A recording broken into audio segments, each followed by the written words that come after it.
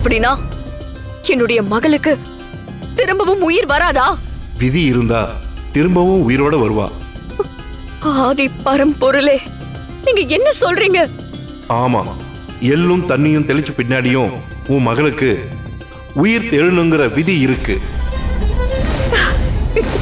ஆதிசிவனே, அப்பனே, என்ன சொல்றீங்க?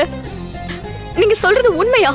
ஆமா, உன் மக உடல்ல இருந்து உயிர் பிரிஞ்சு 3 படிநிலையை கடந்து எள்ளும் தண்ணியும் தெளிச்சு மோட்ச தீபம் ஏத்தின பின்னாடியும் அந்த உடல் மீண்டும் உயிர் பெற்று எழ முடியாதுங்கிறது தான் விதி. ஆனா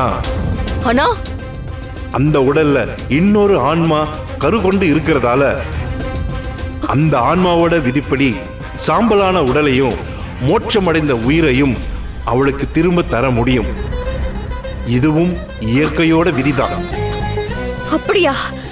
என் மகளுடைய வயிற்றுல கரு உருவாகி இருக்கா?